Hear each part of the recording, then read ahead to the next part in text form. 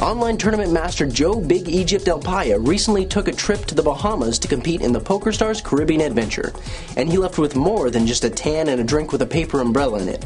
He left $300,000 richer. Elpayaa finished in 6th place at the event out of a record-breaking 1,136 entrants. Elpayaa is a Rebuy tournament fiend, as most of his biggest online cashes in 2007 came from Rebuy tournaments. He took down both the $200 Rebuy and the $100 Rebuy tournaments on Pokerstars last year and booked 16 top 20 finishes in online Player of the Year qualified Rebuy events. He plays as BigEgypt on Pokerstars and Poker Joe on other sites, and he is a force to be reckoned with. He has earned almost $200,000 in online Player of the Year qualified cashes. We've got Joe on the phone right now to talk to us about what got him to the final table at the PCA, along with some other poker strategies. All right, so how you doing, Joe? I'm doing pretty well. How about yourself? I'm doing really good. Well, before we get into the strategy questions, how about you tell us a bit about yourself for those that may not know you? Well, my name's Joe Elpayaa. I'm 19 years old, and I'm from Chicago. Right now I live at the University of Illinois, just living the college life without going to class. just enjoying the life. Okay, how did you get started with poker? Me and my brother and all our friends, we used to watch all the poker on ESPN. Eventually we started playing little cash games, and eventually I saw that I was doing pretty well, and eventually took that online and began seeing success from there. Okay, well, what did it take to make you start taking poker seriously as a profession then?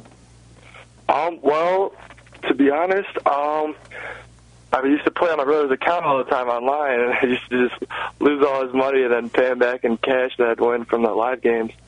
And then eventually we started playing on Paradise Poker, and I won one big tournament, and from then on I just never really turned back, just continued building my bankroll one tournament at a time. Well, what did you do before poker then? What was that? What did you do before poker then? Before poker? Yeah. I was in high school. Nothing much, just I mean, a normal young kid. Did you even start college, or did you just move straight into poker? Did you have any job after high school? I did go to college, but I only lasted like a week, and then I started traveling the circuit again. Eventually, it just dropped out after the first semester. Okay. Well, all right. Now, let's go ahead and get into your recent big finish at the Pokerstars Caribbean Adventure. How did you get into that event? Did you buy in directly, or did you satellite in? I won 2 separate seats on Pokerstars. One in one of the steps, and then won another seat in the big Sunday qualifier. Okay. Well, so how much do you play satellites then for these big land-based events? I mean, I play them every so often. I mean, even if I don't want a seat, I usually end up going. Like, if I want to go to a certain tournament, I'm going to go either way. But, I mean, winning the package is always nice, but it's not necessarily something I have to do. Okay. Well, are the satellites really worth your time and money then, in your opinion, or are they? I mean, yeah, if I'm playing Sundays anyways, I'm going to be playing the tournaments, might as well play some satellites to some bigger events. I feel like they're definitely profitable. I mean, there's a lot of bad players in them, and it's not too tough to win a package, so okay. It's definitely worth it. Well, so there's a lot of bad players in them. Does that really offset the fact that usually these tournaments have poor structures? I think the satellites have great structures, probably the best structures. They usually have like 30-minute levels on stars for all the satellites, and it's really deep stacked to begin with, so I'd say they have way better structures than their normal tournaments. Okay. So, but you said that you will try to satellite into these events, but even if you don't, you're going to buy in. So how much do you usually spend on a satellite for like a $10,000 land-based event before you stop trying to satellite? I mean, there's no real set amount. I mean, I guess I'll just satellite until there's no more satellites, but it's not something I like. Like, I don't wake up early. They have a lot of satellites Saturday mornings, and I'm usually never going to give up my weekend nightlife to wake up and play a satellite. But, I mean, if I'm playing regular tournaments and there's a satellite going on, I'll play it. Okay. Well, you outlasted 1,130 other players in the PCA, the Pokerstars Caribbean Adventure, so something was obviously working for you during that tournament. Do you know what that was? Basically never getting all in. I mean, I accumulated all my chips for the most part without showdown. And I feel like that's like just the key to going deep in these big events is just never letting luck decide your tournament, never putting yourself in a position to just run bad. Okay. Well, it's kind of hard for some people to not get them into a position, get themselves into a position where all their chips are on the line, especially if they're trying to play really aggressive, which is the style nowadays. So you said that you kind of avoided ever being all in. How did you do that while still being aggressive? Well, I mean, to be honest, like I played a lot tighter than I normally do online. I just picked my spots really well and just applied a lot of pressure like early on in the hand and just basically just try to control every pot and make sure nothing got out of control. Okay.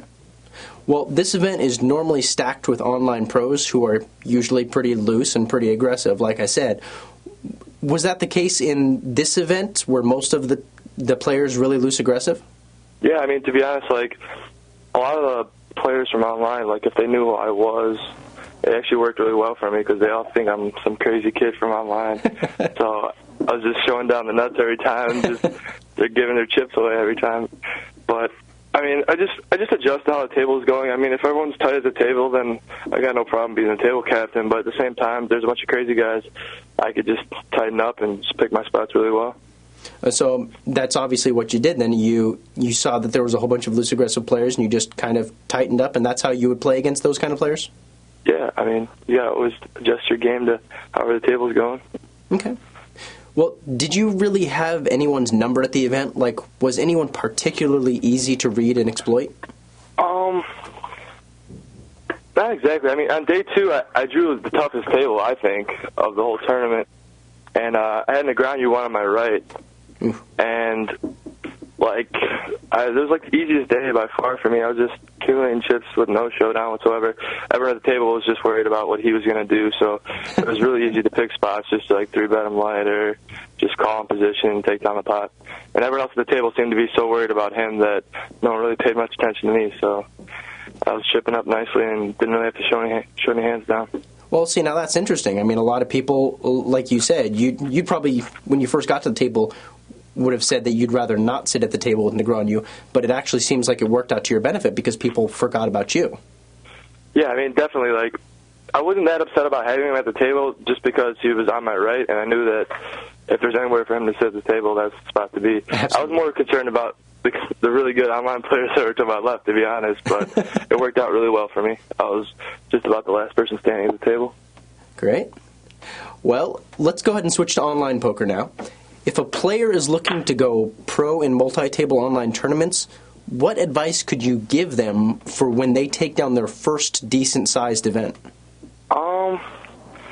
When I take down first decent-sized event, I'd say just stick to the tournaments that you're playing. I mean, don't go and play way above your head. Don't gamble too much. Don't do anything stupid. I mean, you shouldn't change too much. You should just play more comfortably within your bankroll. Well, if that's the case, then what do you think it would take for someone to finally be able to raise their standard buy-in? I don't know. To be honest, I'm not, like, into all the numbers in bankroll or whatnot. But, I mean, you can just figure out at what level you're playing profitably at on tournaments. I mean, playing online for a living is like a real grind. You got to dedicate a lot of time. And to be honest, I don't suggest it for a lot of people. And I don't think many people could grind online tournaments for, like, a great profit, to be honest. Well, you said that you're not too much of a numbers guy as far as, like, bankroll and stuff like that. But could you give any relevant advice for, like, the kind of bankroll someone would need for $100 or $200 buy-ins? I mean, if you're playing freeze-outs, I guess if you want to go by having 100 buy-ins, I think that's really safe. But at the same time, I don't see a problem, like, playing with 40 buy-ins or whatever you have. Okay. Well, you play a lot of rebuy events, so what's so good about the rebuy events? The thing I like about rebuys is the play is a lot deeper. Like, all the stacks are really deep after the rebuy hour, and it allows, like, a lot of room for mistakes and just to capitalize on other people. Like, most players don't play really well, like, beyond 100 big blinds deep, so I feel like that's, like, one of the best parts of my game, so I just excel in that area. Okay, well, why do you excel in that area? Like, what is it about 100 big blinds plus size stacks that you do so well that other people don't? I mean, people just don't really know how to, like, adapt. I mean, there's a lot of 3-betting involved. You could call a lot wider range, just looking to capitalize on people, and just put them in spots where they're usually not comfortable. Like, a lot of people, they play well pre-flop and on the flop, and beyond that, they don't really know what to do. Okay. Well, what's usually going through your head during the rebuy period of these tournaments? The rebuys, I like just find good spots to gamble, stack up. I'm always thinking about getting at least a few buy-ins just to have chips to maneuver after the rebuy.